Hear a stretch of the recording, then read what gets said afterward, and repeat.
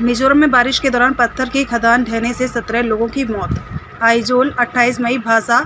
मिजोरम के आइजोल जिले में रेमल चक्रवात के प्रभाव से हो रही मूसलाधार बारिश के बीच मंगलवार सुबह पत्थर की खदान ढहने से 2 नाबालिग समेत कम से कम 17 लोगों की मौत हो गई है, जबकि 6-7 अन्य लोग लापता हो गए हैं। अधिकारियों ने यह जानकारी दी। अधिकारियों ने बताया कि राज्य की राजधानी के दूसरे इलाकों में भी भूस्खलन के चलते कई अन्य लोग लापता हो गए हैं। घटना आइजोल शहर के दक्षिणी बाहरी हिस्से में स्थित मेलथम और ह्यूमेन के बीच के इलाके में सुबह करीब 6 बजे हुई। मिजोरम के पुलिस महानिदेशक अनिल शुक्ला ने पीटीआई भाषा को बताया कि हमने अब तक 17 शव बरामद किए हैं और बचाव अभियान जारी है। हमें आशंका है कि 6-7 और लोग अभी भी मलबे में फंसे हुए हैं। उन्होंने कहा कि भारी बारिश के कारण आपदा स्थल पर बचाव कार्य प्रभावित हो रहा है।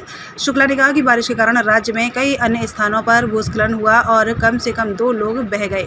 आइजोल के उपायुक्त नाजू कुमार ने कहा कि जब तक मलबा साफ नहीं हो जाता है तब तक तलाश अभियान जारी रहेगा। एक अधिकारी ने बताया कि आइजोल के सेलम बेंग में भूस्खलन से एक इमारत बह गई, जिसके बाद 3 लोग लापता हो गए और उनकी तलाश की जा रही है। अधिकारियों ने बताया कि होनेथर में राष्ट्रीय राजमार्ग 6 पर भूस्खलन के कारण आइजोल देश के बाकी हिस्सों से अलग हो गया है। अधिकारियों ने बताया कि इसके अलावा कई अंतर्राज्यीय राजमार्ग भी भूस्खलन से प्रभावित हुए हैं।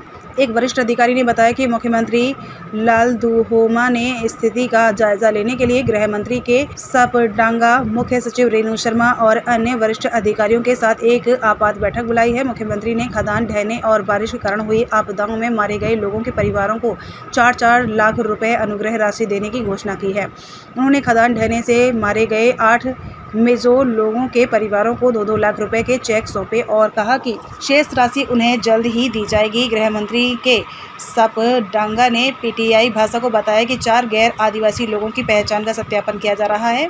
यदि वे मिजोरम के स्थायी निवासी हैं तो उन्हें अनुग्रह राशि दी जाएगी। यदि वे अस्थायी रूप से काम करने के लिए यहाँ आए हैं तो उनके परिवार को कोई वित्तीय सहायता नहीं मिलेगी।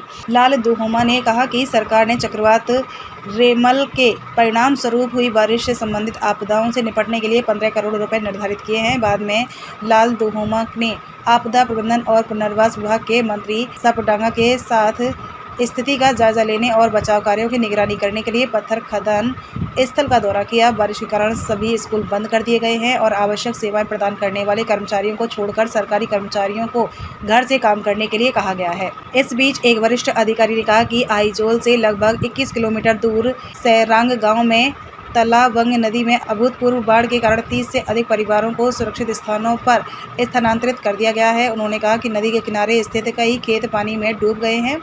जल स्तर लगातार बढ़ रहा है, हालांकि किसी के हताहत होने की सूचना नहीं मिली है।